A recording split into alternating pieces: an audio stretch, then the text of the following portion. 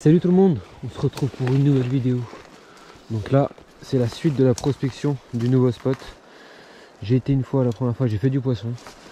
Maintenant, il va falloir que j'aille souvent, que je fasse des heures de bredouille, des heures sans rien, des heures à comprendre pourquoi du comment, et venir avec différents vents, à différents moments de la journée, avec différentes luminosités, etc.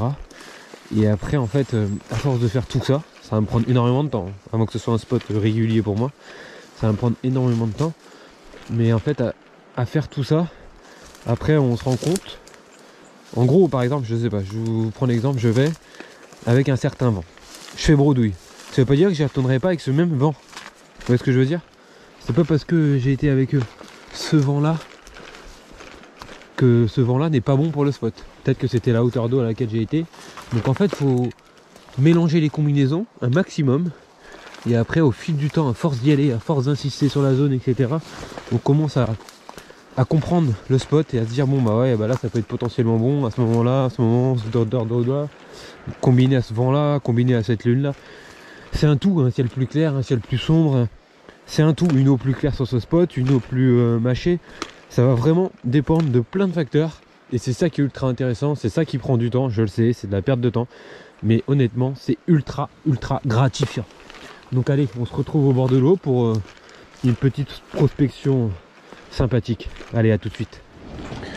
Là j'ai beaucoup plus de temps de pêche par rapport à la première fois où je suis venu. Donc je vais avoir plus de temps pour prospecter méthodiquement la zone, tranquillement. Bon, il y a un bateau là-bas, j'espère qu'il va pas me gêner. Vraiment, j'espère pas du tout. Et puis je vais bien voir, là je vais quand même pouvoir me décaler sur la zone. Je vais quand même faire quelques lancers. Enfin, j'ai insisté au début à l'endroit où j'ai fait le poisson assez rapidement la première fois que je suis venu. Dans cette zone là, je vais mettre le même leurre vu que l'eau elle est encore assez trouble, même un peu plus on dirait, et puis on va voir. C'est parti.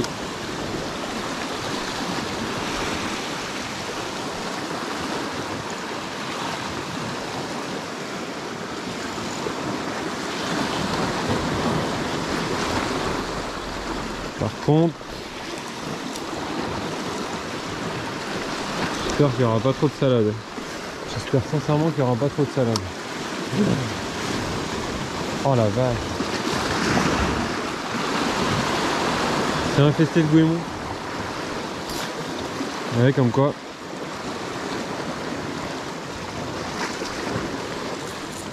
Comme quoi.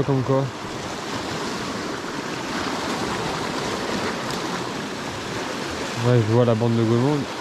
Ah non, il y en a partout. Il y en a partout. Regardez, 3 lancers,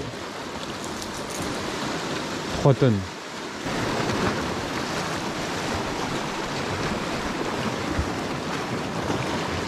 Oh la vache.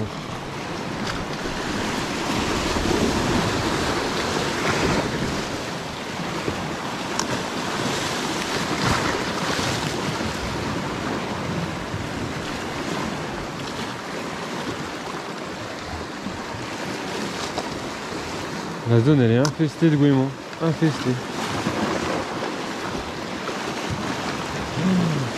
Non. Ça n'a même pas été pêchable, regardez. Chaque lancer j'en prends... Non, c'est mort. C'est mort. Bon, je vais essayer en textant tout de suite parce que là, c'est pas possible.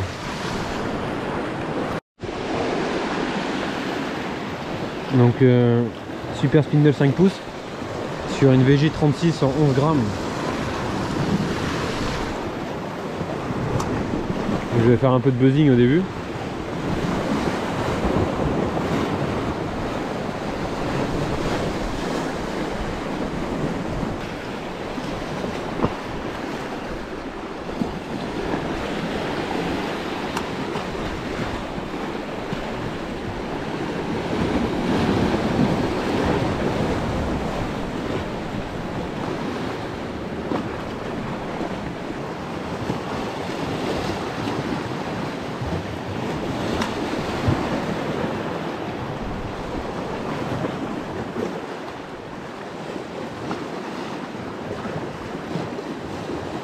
Ah, première touche.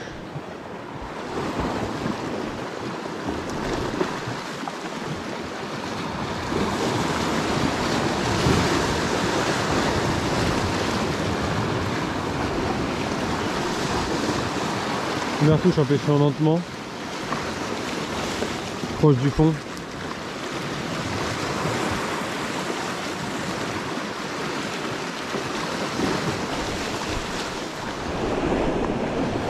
Moi j'ai essayé de pratiquer une pêche lente et douce avec le Super Smithel 5 pouces là en texan. J'ai pêché à proximité du fond vachement, en pêchant lentement. J'ai eu une petite tape, mais bon, quand on pêche proche du fond, ça peut être tout, hein. Ça peut être du rouget, peut même être des poissons plats, ça peut être une vieille, ça peut être un bar, ça peut être énormément d'espèces différentes. Donc là, ce que je vais faire, c'est que je vais essayer une pêche plus dynamique. Je vais aller me rapprocher du fond une fois, et après je vais faire un linéaire assez rapide. Bon, c'est pas grave si je chope du goémon sur les derniers mètres. Si j'en chope dès le début, c'est plus contraignant, mais ça va. Une pêche plus dynamique pour mettre un peu plus de vibration. Du clos, elle m'a l'air quand même relativement trouble quand même. Bon, ce serait bien que le goémon lui s'en aille à un moment donné. Ce que je vais faire, c'est que je vais essayer un peu en surface vite fait. Aïe. Vu que l'eau est teintée, il y a quand même un peu de bruit ambiant. Je vais essayer de faire un peu de bruit avec un Asturis 130 blanc.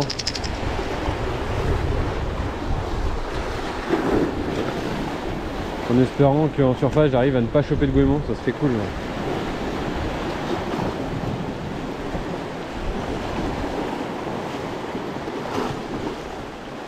Bon, je crois que j'en ai chopé quand même. Ah, ça va être dur à pêcher.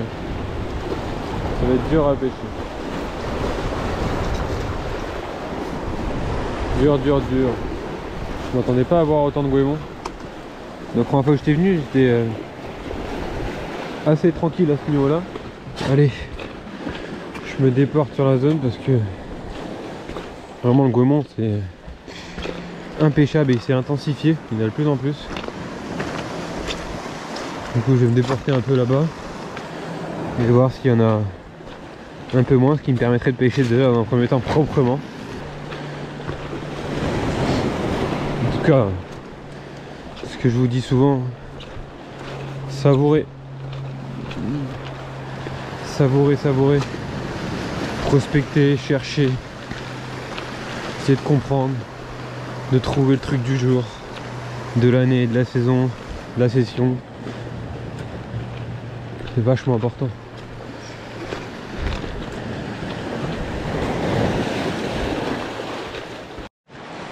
Là, dans un premier temps, je ne me suis pas décalé de très loin. Vous voyez, attendez, je vais vous montrer. J'étais là, dans le secteur là, au niveau de la pointe. J'ai fait lance, et puis je me mets là. Mais des fois ça suffit, il suffit que je sois à 200 mètres là, de l'endroit. Peut-être que ça va être plus propre, peut-être que avec mon leurre en montée en texan je vais sentir plus d'obstacles, peut-être que... La prospection tout simplement, il n'y a pas 36 000 solutions de savoir si ça vaut le coup ou pas. C'est de le faire, d'essayer. Et puis de se rendre compte tout simplement.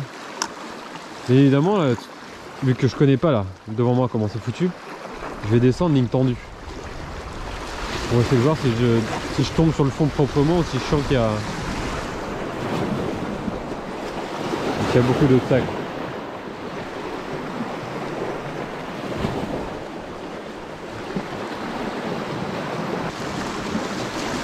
En tout cas, j'ai l'impression qu'il y a toujours un peu de goémon.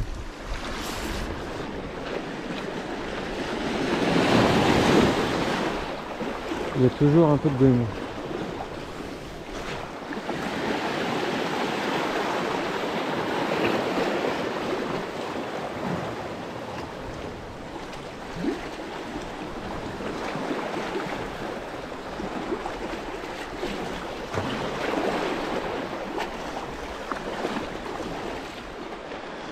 Bon, je m'éloigne encore, je me déplace encore sur la zone. Déjà dans un premier temps, je cherche un endroit où il y aura un peu moins de goémons. Et puis Et quand c'est comme ça, par contre, faites attention à pas vous laisser encercler. Hein. C'est bien beau qu'on vous dise de prospecter, machin, etc. Mais soyez toujours vigilants derrière vous. Des zones de passage où vous voyez potentiellement la mer peut fermer. Soyez très très attentifs. C'est ultra important. Donc je vais mettre un Black Hill 150. Et je suis plus lourd qu'avec mon Super Spindle. Donc ça va me permettre de lancer un peu plus loin et surtout de pêcher plus creux.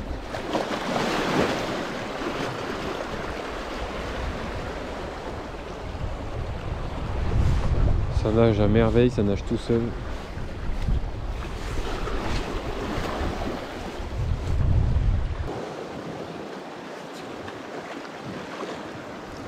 Oh là là.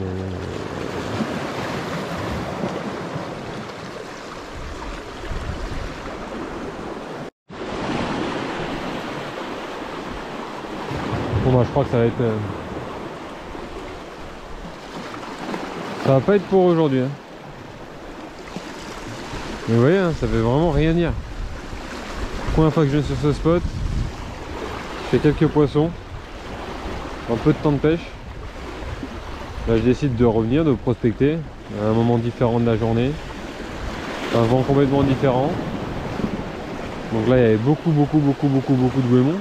Bah il y a beaucoup de goémons, regardez encore. Quasiment à chaque lancée c'est ça, que je sois en texan. Le seul truc où j'en prends pas c'est quand je fais du buzzing.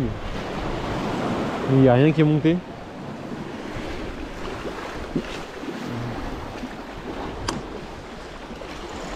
Du coup je vais faire machine arrière, regardez j'étais tout là-bas. Tout là-bas. Et j'ai prospecté toute la zone devant moi. Que dalle. J'ai une orpie qui a suivi à un moment. Oh.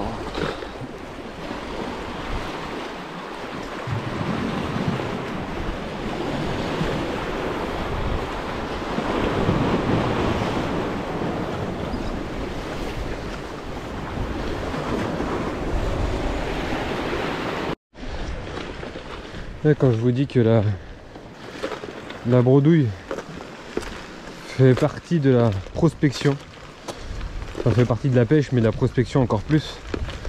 Avant de bien maîtriser un coin, faut en passer des heures et des heures, vraiment. Après c'est pour ça, ceux qui